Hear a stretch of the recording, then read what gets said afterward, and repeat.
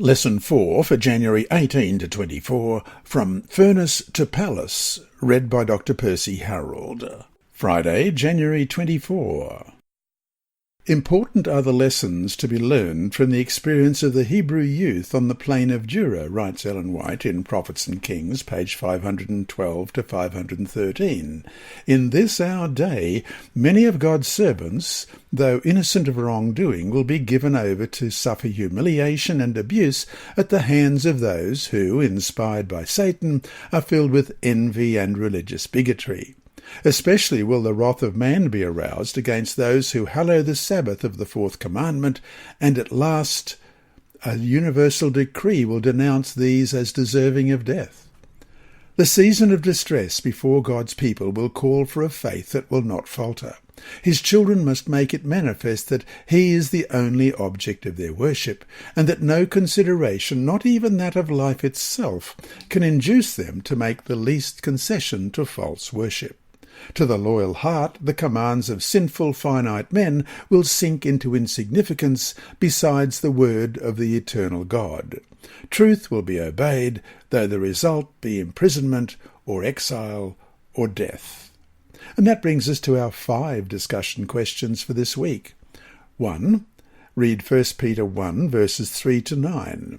Why does God rescue some and not others from suffering? Or is the answer to questions such as this something that we just aren't going to get now? In cases in which miraculous deliverances don't occur, why do we need to trust in God's goodness despite such disappointments? 1 Peter 1, beginning at verse 3, Blessed be the God and Father of our Lord Jesus Christ, who according to his abundant mercy has begotten us again to a living hope through the resurrection of Jesus Christ from the dead, to an inheritance incorruptible and undefiled, and that does not fade away, reserved in heaven for you, who are kept by the power of God through faith for salvation, ready to be revealed in the last time.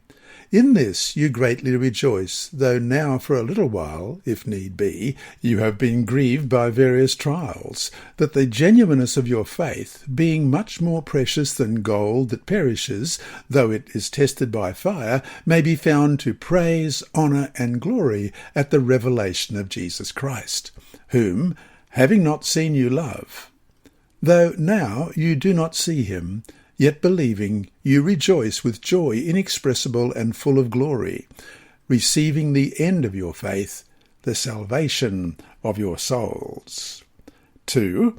If this incident had ended with the death of the Hebrew men in the fiery furnace, what lessons could we take away from it still?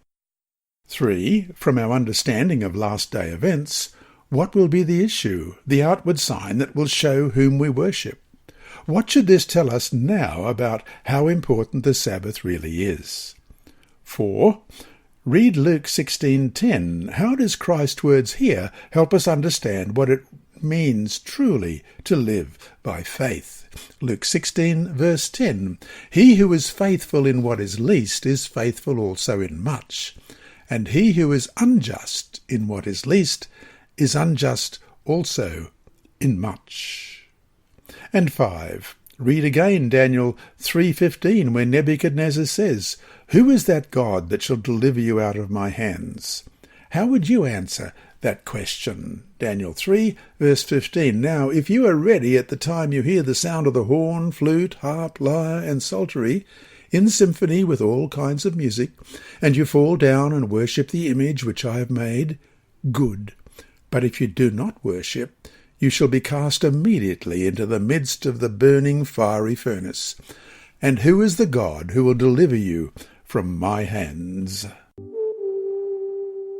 Inside Story. Attacked at School by Andrew McChesney of Adventist Mission. Stefan Avakov, born and raised in Azerbaijan's capital Baku, had his life planned out at the age of 13. He loved basketball and claimed the title of best player in his age group in Azerbaijan. You have nothing to worry about, his coach said. You will become a professional basketball player. One day a group of students burst into the school classroom during the lesson. He's Armenian, one said, pointing to Avakov. "We will kill him," snarled another. The students dragged Avakov to a square in front of the school, where an angry crowd of fellow ethnic Azeris waited. As Avakov braced himself for the worst, his captors inexplicably released their grip. An Azeri classmate appeared beside Avakov and pulled him to safety. Once away from the crowd, the two boys ran to Avakov's house, where the young rescuer left Avakov with his mother.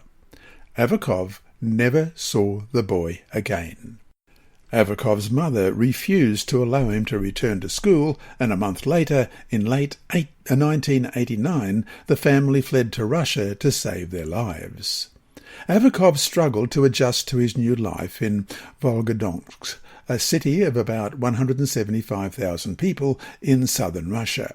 He tried to play basketball, but something was broken inside him. He couldn't understand why lifelong friends had turned against him because of his ethnicity. His heart searched for answers.